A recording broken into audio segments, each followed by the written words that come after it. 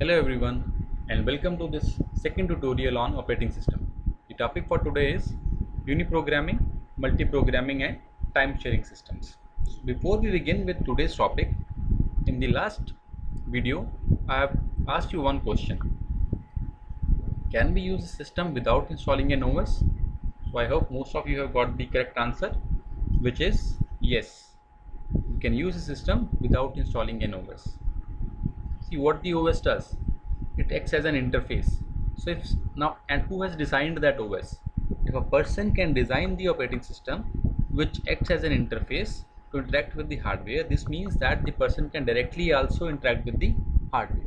So the answer to this question is yes. Now this might arise another question to your mind, then why do we do it? Why do we have an operating system? We have it because not everyone can write that code to interact with the hardware. Right? To interact with the hardware, we need to know the language of the hardware, which is 0, 1. Not everyone is not from a technical background or from a computer science background, and hence everyone cannot code. So to make the task easy for a naive user also, a group of highly qualified people, they develop an operating system which understands the language of the user and then translates it to the hardware and vice versa. So the answer to this is yes, but it is going to be very difficult to do so. Coming to today's objectives, we are going to discuss three different kinds of systems: uniprogramming or batch processing, multiprogramming systems, and third one is time sharing and multitasking systems. It is one of the very important topics and people normally tend to get confused between these three. So we are going to discuss the first system, uniprogramming system. So a uniprogramming system is one in which the entire system will be used by one single program. So it looks something like this. This is the memory layout for a uniprogramming system. So you can see that apart from the OS, there can be only one user program in the entire RAM. So uniprogramming means that there can be only one program running at a time in the system. Now why it is called batch processing?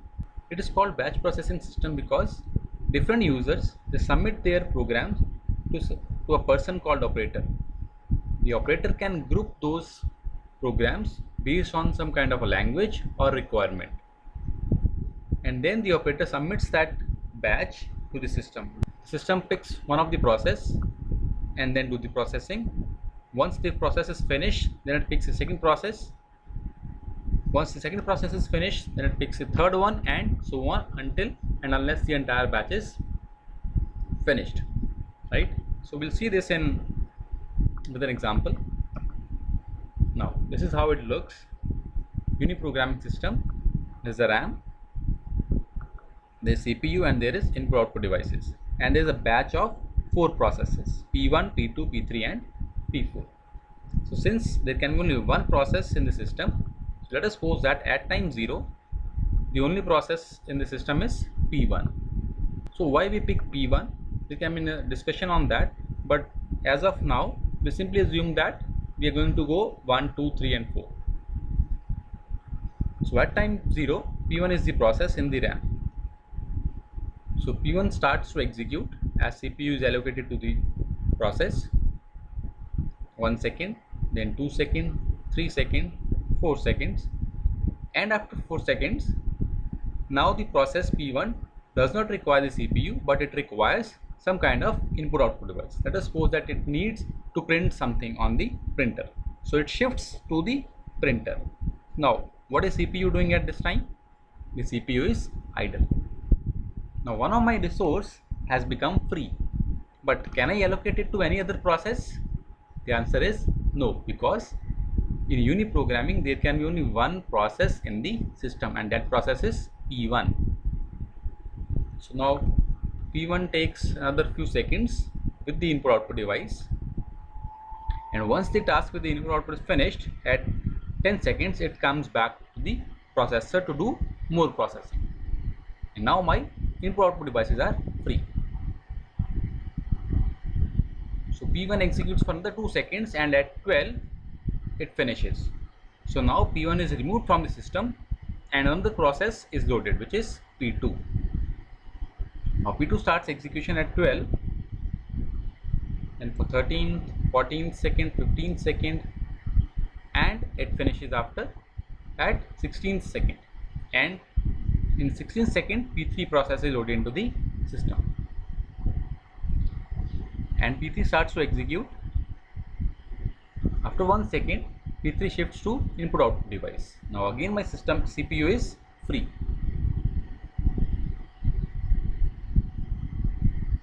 At 21st second, P3 requires the CPU again, so it's come back to the CPU, do some more processing, and exits at 23, at what time P4 is loaded into the system, and it starts to execute.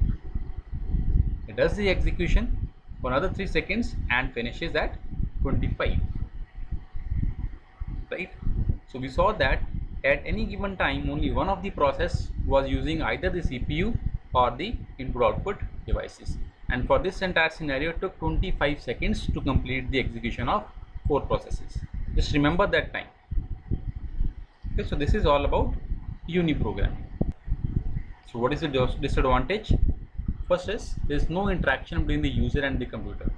Once the job is submitted to the computer system, there will be no interaction. Whatever this input or the output is to be given or taken by the user, it has to be fed along with the process to the system, and there is no mechanism to prioritize the process. So if P1 is running, P2 has to wait. Once P2 is running, P3 has to wait, and since there is a batch, so the order will be fixed, so you cannot change that order.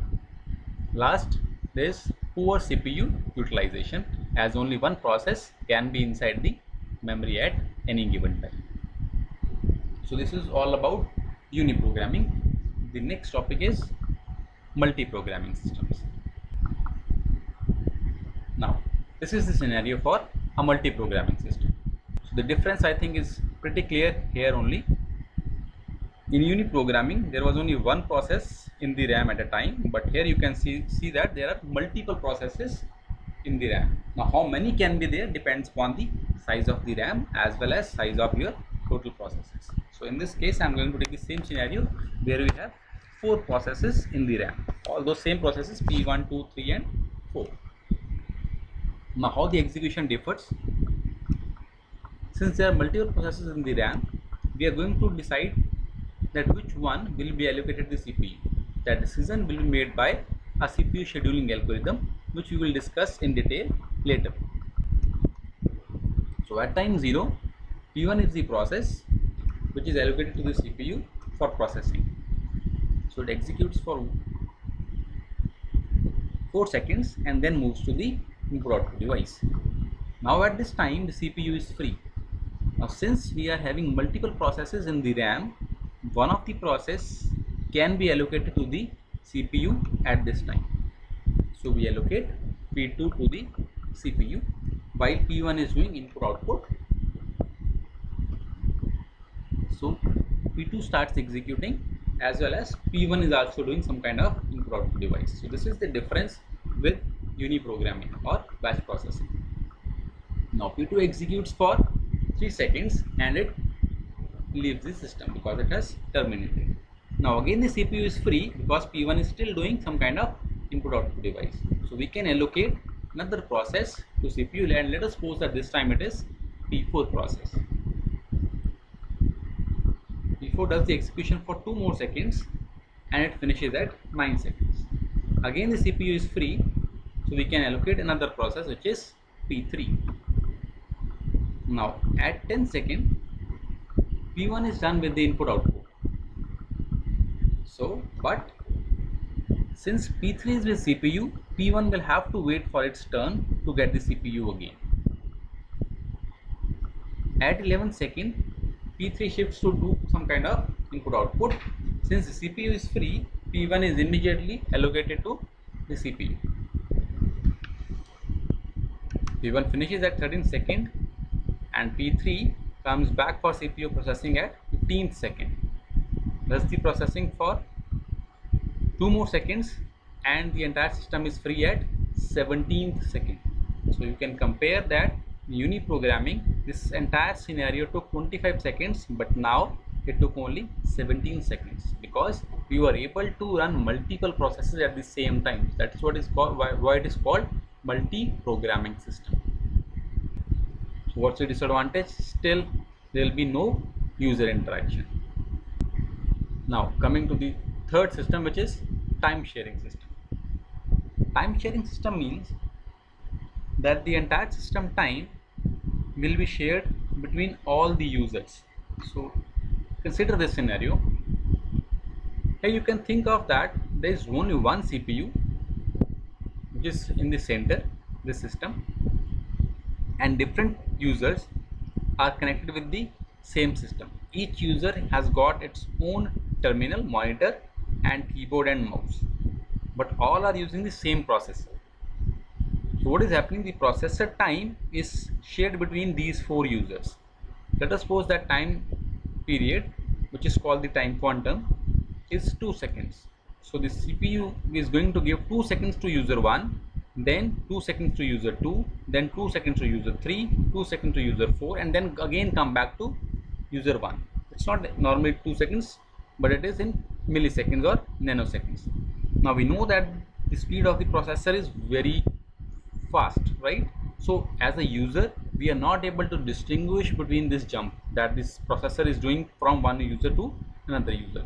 So it looks to every user that he or she is entirely using the system to its own process. That's why it is called a time sharing or multitasking system. So now the same scenario, I'm going to take here a small example of 3 processes. So let us suppose that the time quantum is how much time will be given to each process. So the time quantum, let us suppose, is only 1 second. So this means that every process is going to get 1 second. So P1 executes for 1 second, and then it's the turn of P2 1 second, then turn of P3, then again turn of P1, and so on. So this is the third type of system, time sharing or multitasking systems. Every process is going to get equal amount of time. This is also called a round robin fashion, where once the last process has got the time allocated time, the system will shift back to the first process, and then again second, third, fourth, so on up to n. If the process is able to finish with that time quantum, fine, otherwise it will have to wait for its turn again. So that was all about multi-programming, uniprogramming and time sharing systems. In the next topic, we are going to discuss the services of operating system and system calls. So if you want to go through the PPT or whatever we have discussed, the link is mentioned here. You can go to the link and even download the PPTs if you want. So if you are enjoying these lectures, please subscribe and like the videos. Thank you.